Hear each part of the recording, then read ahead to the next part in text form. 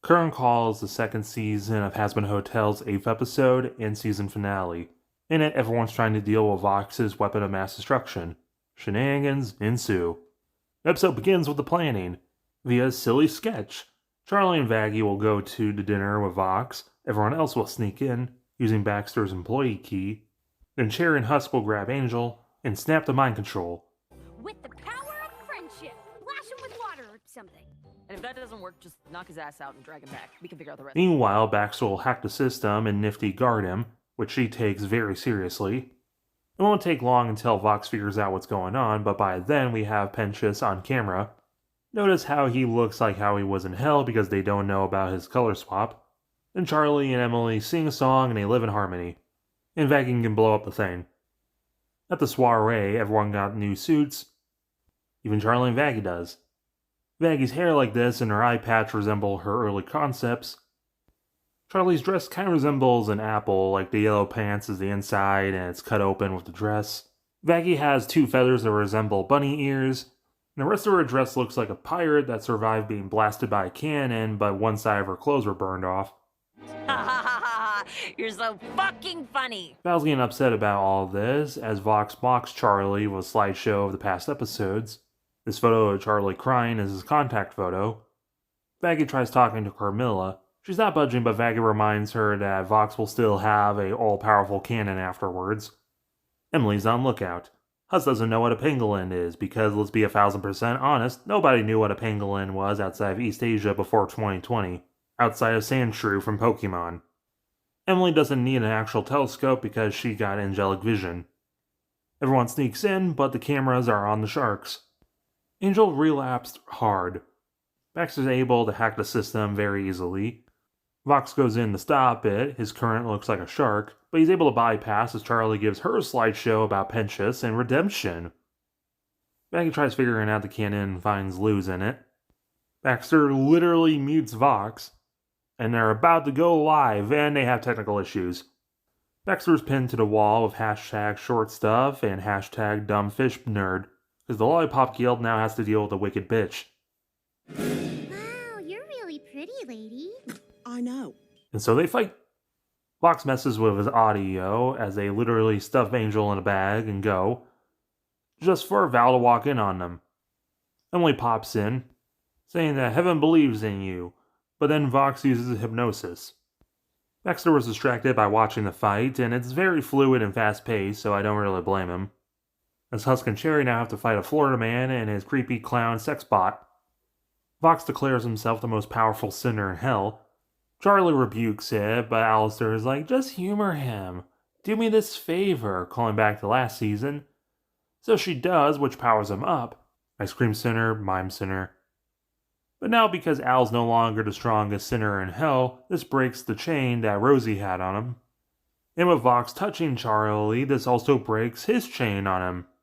I didn't say not to hurt her, you moron. I said you're not to lay your hands on her. And you did! That is exactly what he did say. And it's a deal.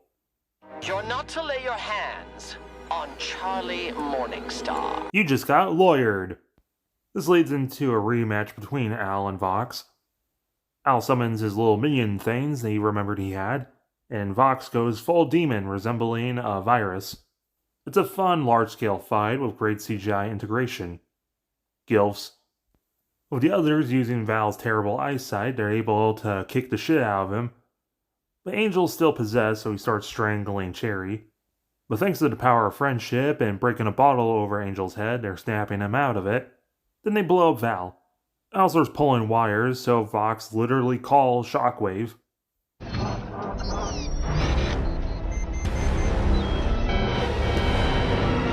Alastor refers to Shockwave as a dog because he's like Vox's guard dog. Vox tries blasting Alastor, which causes mass collateral damage. So Emily and Charlie go be superheroes and save everyone. Pinata. Back with the others, Baxter's able to hack Vel. She is bald, and they knock her out of the window and she explodes like a mannequin. But then the cannon disintegrates the laptop. As the overlords are getting done with Vox's bullshit, Carmilla helps taking out the cannon with them legs.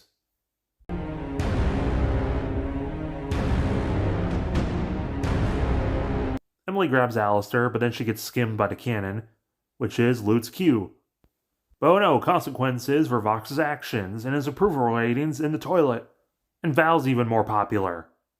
So he decides, screw it, as long as he can take out Alastor, he doesn't care that the cannon's gonna overload and kill everyone. But the other Vs are up to here with his crap, so they decide to rip his head off. So now he's literally just a living TV, and they fly off, or not.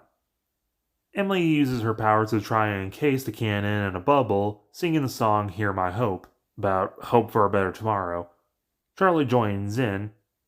So we have Ethan and Travis, I guess this is like Vel's intern.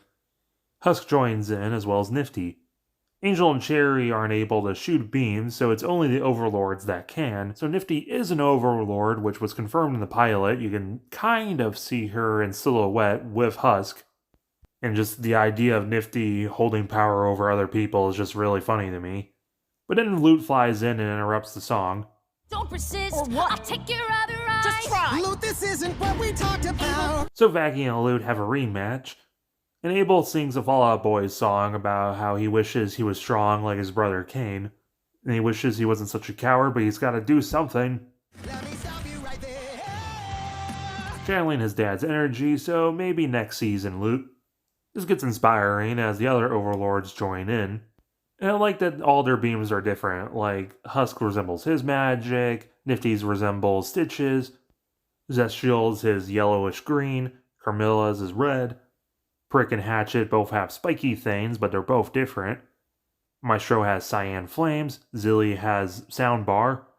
I was watching from the sidelines as Rosie teleports in with suspicious clouds.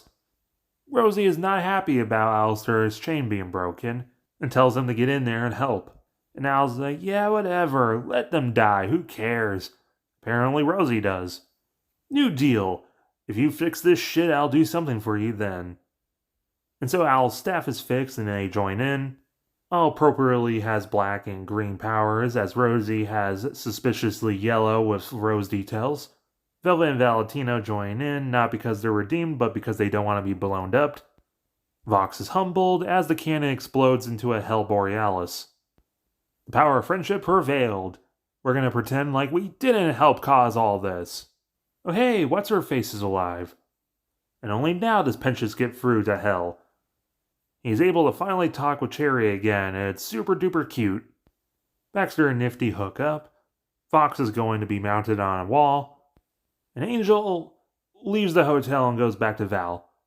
Because he feels like he's unredeemable for snitching on the hotel and strangling Cherry. It's super frustrating because Angel was hypnotized during it. But it's believable that Angel feels guilt for it. But on the bright side, the hotel's doing better than ever. Now that redemption's proven, people are showing up for the right reasons. Charlie's the head counselor, and Vaggie settles on a new name. Vaggie without an E. And she's now the manager. Al's staying around just to mess with Lute. And Voxtech was able to swing the story again that Valentino was the one that actually stopped the crisis, and that whole cannon thing was a malfunction, don't worry about it. He's got a new drip for next season. Yeah, I guess I, saved everyone. Do I know Vox? No, I've never heard of him. So I guess now it's Valtech. Emily works on personalized gift baskets for the sinners. Cherry sends a nudie to Pensius. He's helping repair the pearly gate. Emily has a prosthetic new wing. Lute is plotting something. And love finally calls back. But that's for next season. I enjoyed this finale. The action's great, and it kind of builds on what people were frustrated in previous episodes on, the point you're supposed to be frustrated with Charlie, and Alastor was actually planning this whole thing. The emotions are all well handled. All the characters get a little bit of time to shine. And it leaves us with just enough to theorize what's going to happen next season, like with Lute going crazy and planning something. What exactly the deal is with Rosie, and what's with these angelic yellow powers. And does it have anything to do with Lilith, who's going to appear next season? Season 2's middle section was a little rough, but I enjoyed the season overall, and I'm glad to see the series continue. 9.5 out of 10. Let me know your opinions down below, as well as hitting the like button and subscribing for more. You're all dressed as these characters that I've been drawing, you know, for so long, and oh, with a whole day without anything, like